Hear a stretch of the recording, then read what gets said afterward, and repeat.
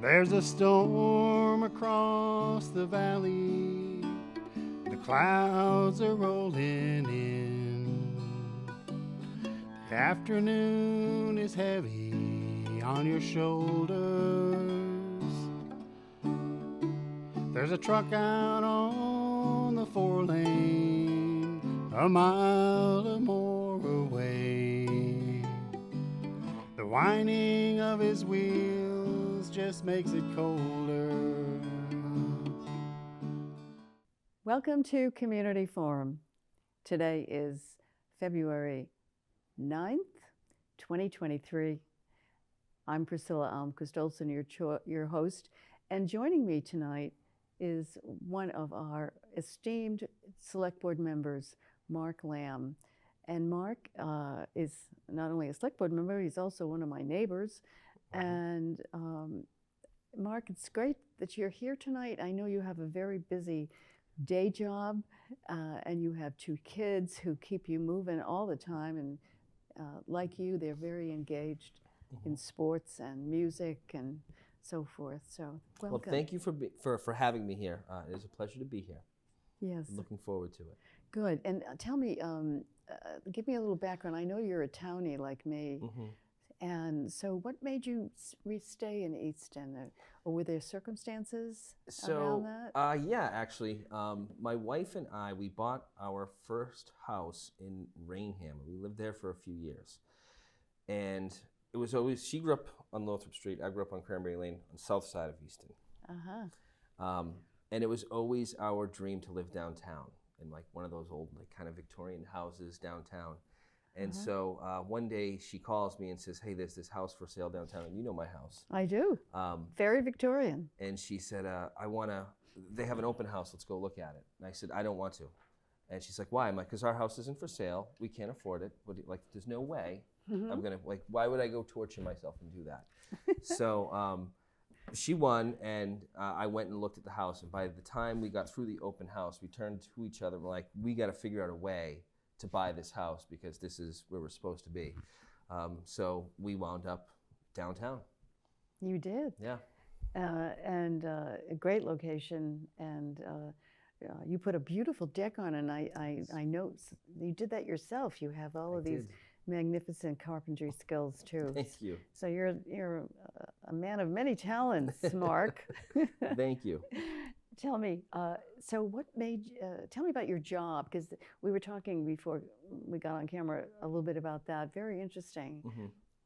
Yeah, let our viewers know what you do, your day job is. So if you've heard of Knoll, I don't know if, for those out there, there's a place in Canton and Sharon, it's called Knollwood Memorial Park and Sharon Memorial Park. Sharon Memorial Park is the largest Jewish cemetery in New England, and Knollwood Memorial Park is right next to it, and we have the same administration, the same ground crew, it's the same company, but it's bifurcated by the Canton-Sharon line, and I'm the general manager there. It is a working cemetery and arboretum, and it's 170 developed acres. It's quite a massive piece of land, and we do up to 5 interments a day, so it's pretty intense. And it sounds like there's plenty of room for additional Yes, residents. development, yeah. Actually, there's 170 developed acres developed and 170 more to be developed, which at this rate will be about 200 more years of existence. So amazing, yeah. Amazing. And the other thing that's interesting is the location, because it's on the Knollwood Sharon line, and so the Jewish cemetery is in Sharon, and the non-sectarian cemetery is in Knollwood, but they're contiguous. Yes. I mean, that's quite an unusual situation. Well, I mean, it started back in 1898, so it goes back a long, long way.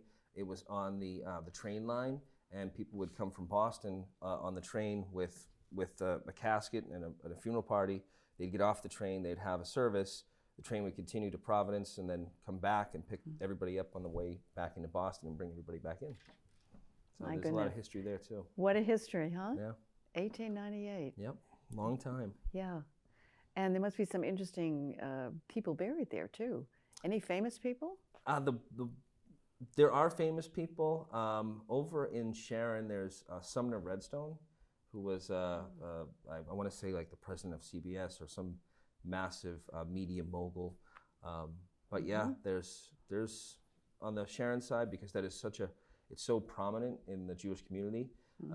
If you're Jewish and you live in Boston or Greater Boston area, you know Sharon Memorial Park. Like everybody knows that, and that's where you go. You don't really stay in your town. You go there. So it's interesting. So you're a manager. You direct people. You listen to people. You solve problems. Sounds to me very similar to being on the select board. It is very similar. Yes. It requires patience all around. Yes, and you're a good listener. That I know. So what got you interested in serving the town of Easton as a select board member?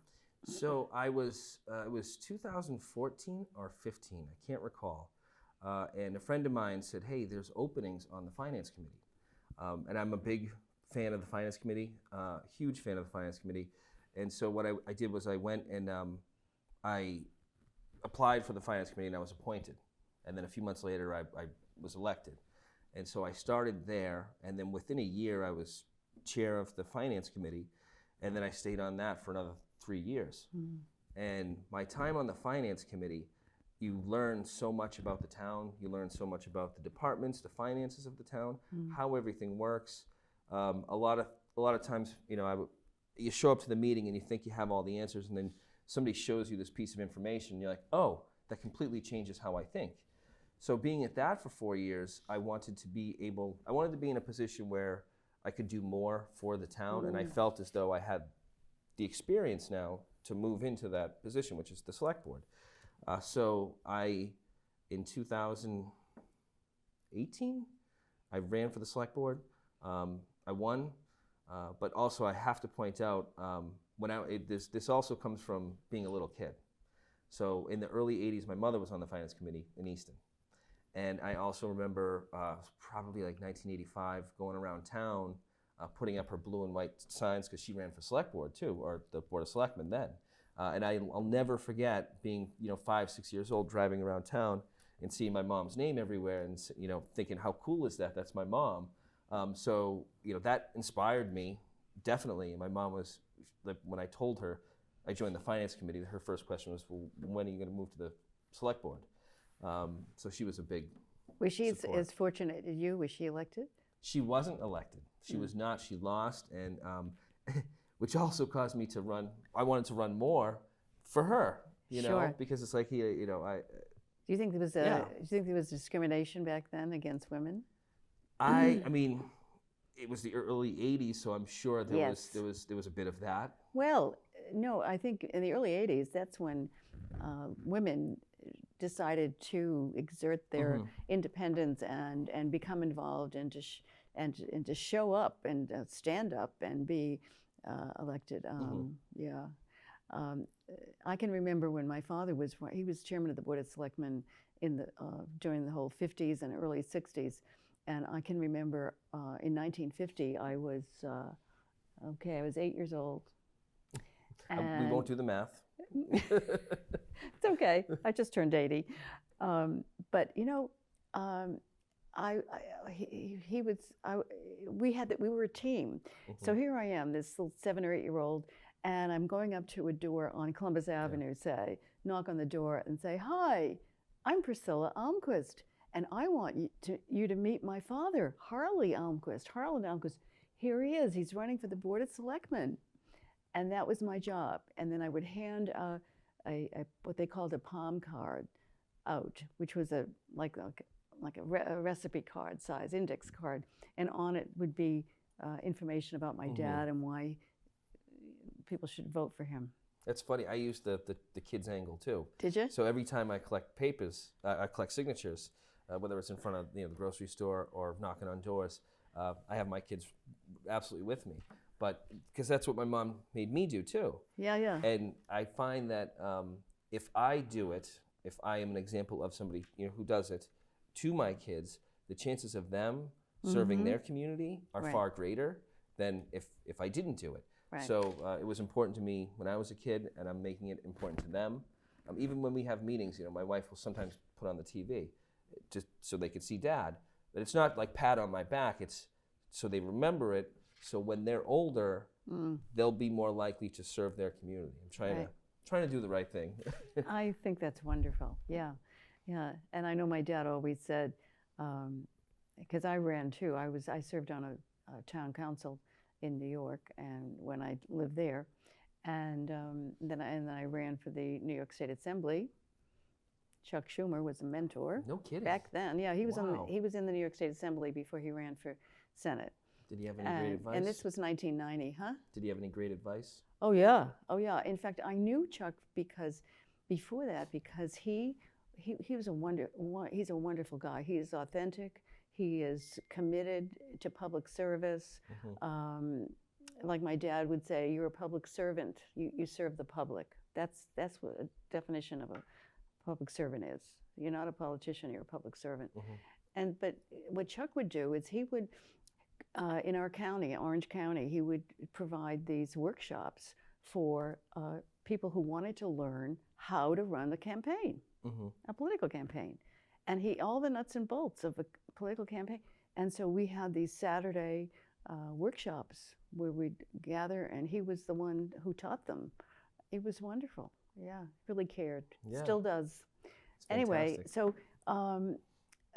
so you had that experience from your mother. Yeah, wow. And I'm sorry to hear that she's no longer with us. Thank you. But your dad is, and so was your dad very supportive of your mother? Oh, he was incredible. I mean, they were made for each other. They were together for 50 years. My father wouldn't be my father if it were not for my mother, and my mother would not be my mother if it were not for my father. They were complete partners in all of life. So they were joined at the hip, and they were Yes. partners, and they were a team. Yes, they were. So your wife, Meredith, Mm-hmm. I think that she falls into that same category. Yeah, you could say that. She grew up in Easton, and we actually started dating in high school. Oh my gosh. That was a long time ago, and we have been together since. So Yeah. we've been together for 25 years, married for 15. Wow. Yeah. That's amazing. Yeah. And the kids are 10 and 13. Mm-hmm. Yeah. And they keep us busy, very busy. They both do karate. My son's a black belt. My daughter's a brown belt, working towards her black. They play the cello, violin, and piano, and that keeps us busy constantly. Sure. Yeah. You're doing lots of schlepping. Yes. We say, Happily. People say, yeah, schlepping and being present to watch the performances. Very important. Yes. Get that parental support. So you obviously are supporting Eastern residents too, in sort of the same way. It's a parental sort of position in a way, isn't it? Where you're given a somewhat of a sacred task to manage the business of the community, and where you have the power to make the correct and ethical decisions. But your job must have played an important role too, because you're a problem solver in your day job. And don't you find that being on the Board of Selectmen, that's all you're doing? A lot of that problem solving. Yes. It's a lot of problem solving, a lot of patience. Oftentimes people react, and I find that reacting is not always the best thing.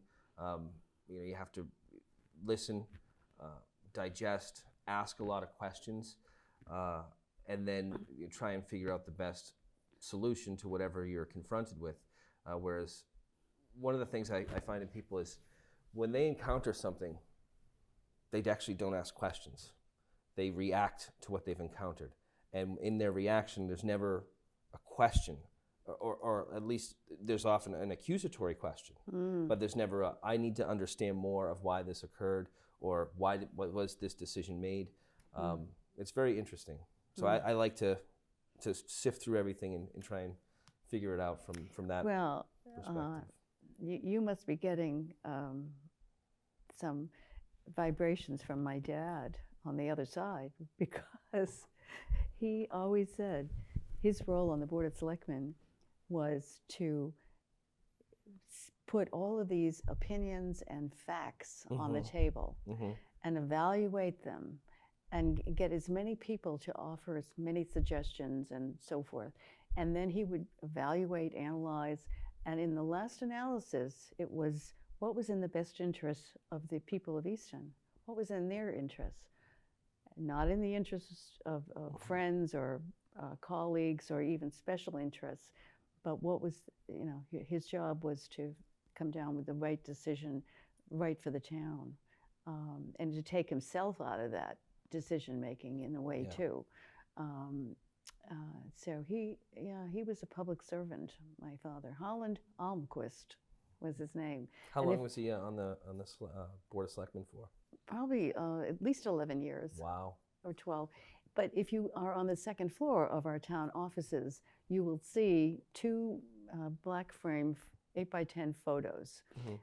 Elise Parker is at the podium, my dad's sitting in the background in the chair, and it was the dedication of the town offices. My dad was chairman of the board, but he's the one that convinced the Ames family to donate the town offices. No kidding. Yeah. Well, thank you. Hazel Varela will confirm. Yeah, I'm sure. That she was probably there. Town historian. And then there's another photo of the 3 selectmen, because in those days there were only 3 members of the select board. And my dad's in the middle, and Dick Kent's on one side, and Arthur Tufts on the other. And my dad was young and handsome back then. We all were once. I know, yes. But anyway, so tell me what you feel have been the greatest achievements during your tenure. Managing through COVID that comes to the front of my mind. When that went down, I was on the board for about a year, and we had our in-person meetings, standard meetings, and then that started to creep into the United States and into certain parts of the country. And I'll never forget waiting for that first call. Like if you can recall back then, like everybody was waiting for who's the first person in town to get it, right? Do you remember that? Yeah. And I remember getting the call from the town administrator that we have a report. It's in Easton. And then it was the next day it was there's 8 people. The next day it was 50 people. And then it just snowballed. And then you would wait for the call of when's the first death. And then you got that call. And then, on this day there was a death. On the next day it was 6. And then it grew exponentially. So your back's against the wall, and you're starting to think, and now we're all completely shut down, everything's shuttered. Kids are at home, and you're thinking about the best interest of the town. And from our perspective, it was a fiduciary role, right? Like, I'm worried about the finances of this town. I'm worried about how are we going to pay everybody, keep everything going. What are we going to do? The economy is going to, and look at it, it went down considerably. So through COVID, we managed it. I think we managed it well. Our departments, our department heads were phenomenal. They set up shop at Frothingham Hall. They had all sorts of clinics. Our fire department was out there every day, helping families, taking people out of homes, exposing themselves on the front line. It was incredible effort on behalf of everybody in this town, the Health and Community Services, Corey Ahonen, Kristen Kennedy. They were absolutely crushing it. But we had some difficult decisions to make. And that year, we actually, we lost about 20-something people that worked for the town. And it was through attrition, and there were some, I believe there were some layoffs, very few, but all those people who retired, we never filled those holes because we were so concerned about finances of the town. And then once the federal government stepped in and was, through ARPA, giving money to communities, we had a phenomenal year. So it was coupled with our quick reaction to it, our fiduciary, intelligent fiduciary decisions, and that federal money came in. We now have our stabilization at almost $10 million. Wow. Which That's amazing. when I was on the finance committee and it was like $1.2 million, I would laugh at the idea of it ever getting to 10 million. Like that was not possible. It's pretty much there. That's incredible to do that, to have done that through COVID while all the projects have been going on in town, the various projects that have been going on in town. And I think that's remarkable. Yeah, it certainly is. And the stabilization fund is so important, isn't it? Want to explain to our audience what the stabilization fund is there for? Okay, so at the end of every year, so a municipality, they balance to zero. So there's a budget, and these departments can spend the allotted money within their budget. And at the end of every year, the goal is to you can't overspend, but you can spend less. And if you spend less, there's cash left over at the end of the year, and that goes into stabilization funds, and it accrues. And year over year, you want to continue that accrual, so that if you're ever in a position where, God forbid, a boiler dies at the high school and it's $500,000 to replace it, or a dam breaks and water it gets destroyed. 1968. Exactly, something like that. You need access to money to fix that for the community. So we were kind of flying by the skin of our teeth there. Now we have stabilization funds, so if we do run into difficulty, we have access to funds that would help. Also, one of the things that we have been really good about with keeping that, increasing those stabilization funds, was to not use stabilization funds for costs that were recurring, like operational costs. My very first meeting on the select board, I'll never forget, there was like 100 people there at town hall, and it was over, the schools were cutting the third grade music, right? And they said, go into the stabilization funds to fund this program. And it was hard to look at all those people and say, as a fiduciary, we have a policy where we don't spend this money for operating costs. And this is hard. It was my first meeting. What no one knew in that meeting was my son was going into third grade. No. And he could not wait to play the violin. Or the cello, I'm sorry, the cello. He could not wait to play the cello. And so here's me, his own dad, making the decision, not supporting that to occur. And it wasn't like, as an individual, of course I wanted it to happen. My son was not getting what he wanted. I wanted him to play the cello. But as a fiduciary responsible for the town, this is the right decision for the town. I'm sorry, buddy. You're going to have to wait till fourth grade. Wow. Well, that's the kind of person we want running our town, because you are a fiduciary. It's not your own interests that you represent or your friends, but the interests of the town and what's important. And that fund, you had a sacred trust to keep that fund doing what it's supposed to do, and not. It keeps your ratings up, your credit ratings too. So when you need to borrow money, which is good to borrow money, that also keeps your rates up. It looks good to the lenders. But now they did eventually get that third grade music program, right? I don't think they did. I think No? it has been removed from third grade. I could be wrong. It was 5 years ago. I should have had that answer before I told that story. So, and tell me, what do you think are, besides getting through COVID and increasing the stabilization fund 10 times, what other achievements do you feel during your tenure now are important to you personally? So the sewer in Five Corners and the sewer in Queeset, which is Washington Street for those who don't know, without that sewer, you cannot economically develop those areas. And I look at those areas, so I'm also the chair of economic development. I look at those areas. We have 3 areas in town that have sewer: downtown, Queeset, Five Corners. And those areas were picked to have sewer because they were already areas of higher commerce, higher traffic. And the goal in developing these areas is so that the rest of Easton can stay the same, to a degree, right? You don't want it overdeveloped. We have, what percentage of, I think you know this, what percentage of our town is protected land? It's like 38.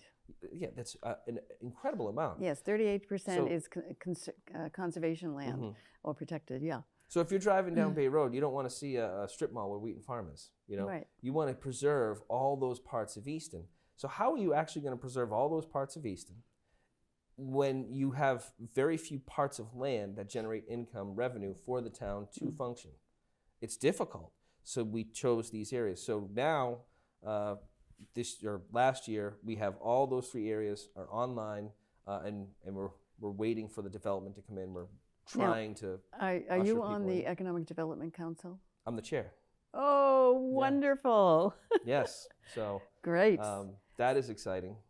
Sure. And but that's a lot of work. And you know, wouldn't it be wonderful to get a big corporate office in town, because you know they don't have children to put in schools. That would be a big cost savings. So I don't know what is the council doing in terms of reaching out, trying to find businesses who are trying to find a new location? We've through COVID, our mission was to just support business, and we teamed up with the chamber, and we did incredible work bringing light to business. If you recall, Discover Easton. Oh yeah. That was born out of that group. Easton Outside, you remember that one? That went on for over a year. It was really exciting. That was born out of economic development. But currently, our focus is now to work solely with the business community in hosting events, in connecting people to locations and potential business existing in those locations. But it is important to get new businesses in. Yeah. Really is there a plan for that? You know, it's very frustrating for me as chair of economic development, as somebody who's been on the select board member, who is a select board member, who has been on the finance committee, who knows the finances of the town and can see writing on the wall, and then the absolute necessity for business to exist. So people, they turn to me and they say, well, why don't you put a business park there, or a store there, or something like that? They have all these great suggestions, and they're great. What is required is somebody owns that land. That person has to be willing to develop it or sell it to somebody willing to buy it and develop it. So it's like, you know, the town doesn't own the land, and a lot of the landowners of those parcels, they have no interest in selling them or developing them. It's maddening. It's absolutely maddening to me. I look around town and I see areas where they're not developed, and we have tried to reach out, and there's not interest. So it's all we can do is support, guide, bring light to, try to help bring people together to talk. But what about finding brokers who are out there who have businesses that they're trying to relocate and find, you know, so they're realtors, they're brokers. Has there been any contact with them? You know, go directly to them and say, who do you have? Do you have anybody who might be a great fit for Easton? Has that been, like, I know Donahue, for example, he has his signs all over the place. Yeah. I mean, that's done kind of every day to a degree through the realtors and yeah. But you know, they're promoting as well. sometimes if a broker comes to a landowner and not somebody from the town, you know, and offers them the right number. If you know of any brokers who will go to these landowners and offer them the right number, please let me know. I'll call them and tell them you have my full support. Yeah. But it's, you know, it's a challenge. It's a real big challenge. But those sewers just went online, so it's like, you know, I'm also cognizant of the fact that I'm being impatient.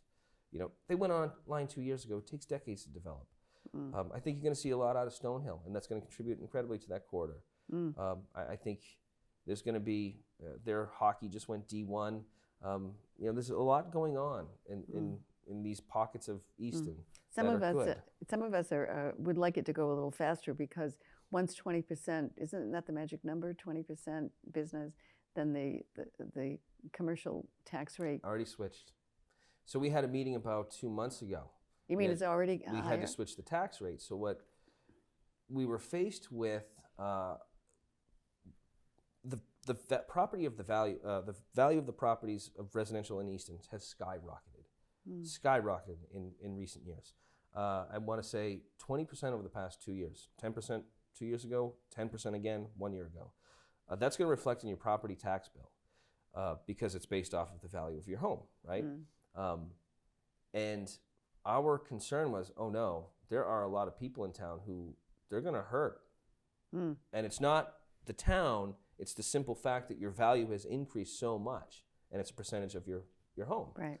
So Connor Reed, the town administrator, his team with the finance director, they were starting to work some numbers, and they said, if we switch the rate, so we have a residential rate and a commercial rate, commercial industrial rate, there will still be an increased burden on residents, but it will be less of an increased burden. And so we actually switched for the first time in this town's history. Yes. Almost 300 years of history, we now have a split tax rate. Wow, that's wonderful. I wish I had known that. I've been So the commercial tax rate is about 15% higher than the town. So what is it? What is it? It's the residential town rate has dropped, actually. It went from, I want to say, low 15s, now it's like 14, 20. And the commercial has increased, but it's extremely small amount. So like, the disparity between residential and commercial currently is small. And the reason why it's small is because you can't just switch the rate or have go to a split tax rate and then all of a sudden put the businesses on full blast. So you're going to scare them off. It won't work well. We're still $8 less than any other community for commercial, and we've tried to ease the burden on the residents. So it's a big deal. And you have set up a fund to talk about that, a fund for people who need funds to pay their taxes. Yes. So a few years ago, Tom Broussard and I actually were talking about our concern for the older residents in town. And so there's a tax relief fund that if you wanted to, some people are in a position that they have disposable cash and they like to give it to people in need, right? So we wanted to create an avenue for people to do that. So when you get your tax bill, or even if you pay it online, you can overpay your taxes if you're so fortunate, and that goes into a fund which is dispersed to those in need. I think it's a fantastic idea. However, I want more to be done for that. We talked about splitting the tax rate for an hour in our meeting. We went back and forth. I actually wanted the commercial rate to be a little bit higher. My concern is for the older community in Easton, the retired community in Easton. My father lives in town. My mother-in-law lives in town. So do I. Yep. I live in town. We have kids in this town. So my concern with the older population and with all this inflation, they're not receiving more income to compensate, right? They're not. So for them to pay their bills, they need to spend less, which means they need to cut things out, which means they're cutting things out they shouldn't cut out because they don't live lavish lifestyles, right? Right. So what are they cutting out? Like some of these people are, they're being real, they keep the thermostat at 60 so they can pay their bills. I think something's got to be done about that. It's a real big concern I have. And there's so much that we have in this town to help. It's mostly, I shouldn't say mostly, but it's largely geared towards veterans. Our Corey Horn does an amazing job with veterans programs. Yes, he does. It's incredible. But there are a lot of people who are older, retired on fixed income, who live in this town, who aren't veterans. What about them? Well, there are other there are organizations, and federal organizations, which are not, part of the town. For example, Self-Help. That is a very good organization, and their headquarters are in Brockton, I believe. I saw them on Pearl Street, but I think their headquarters is on Main Street in Brockton. But they serve this region, and apparently you need to submit your tax returns and so forth. And your income. And your income and so forth, and you qualify. So there are lots of, so they can get monies to pay for their oil bill if they have oil. There's a rehabilitation, what is it, weatherization program, where they can come in and weatherize the house, and so then you're paying less money for oil because your house isn't as cold. Yep.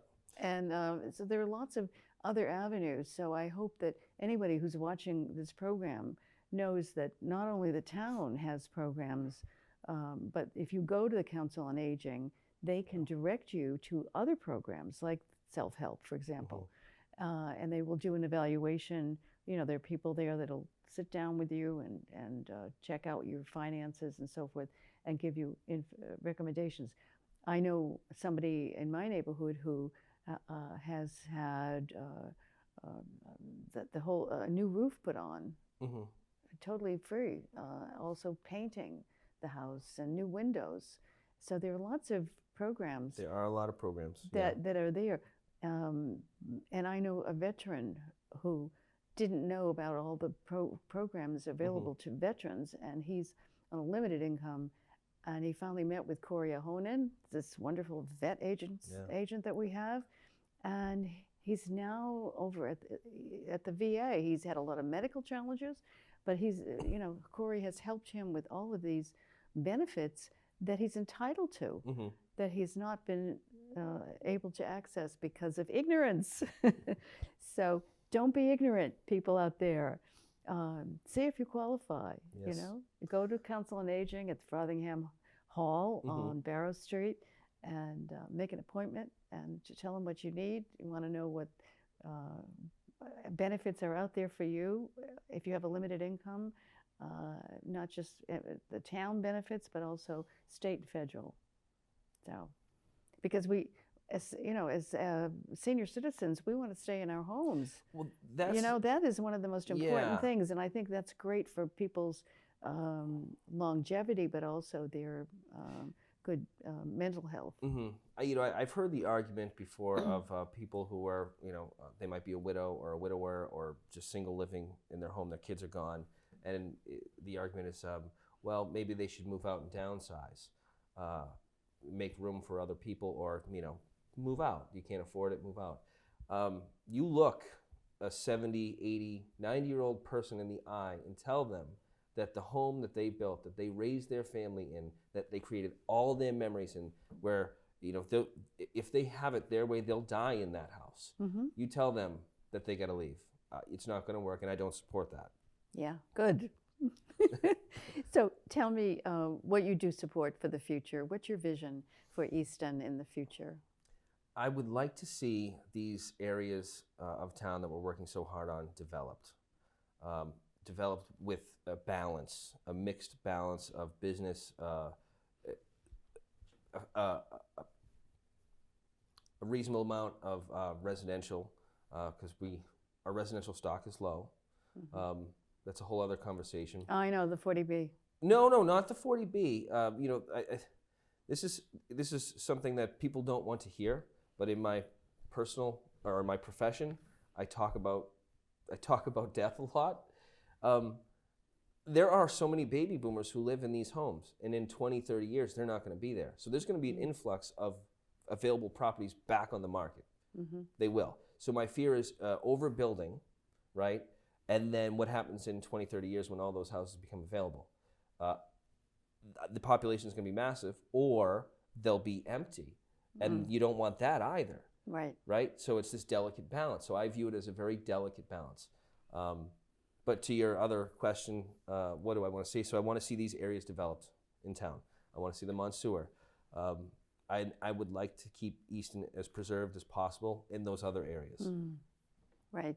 And to think that we have a community that 38% is open space. It's incredible. It is incredible. It's amazing. Yeah.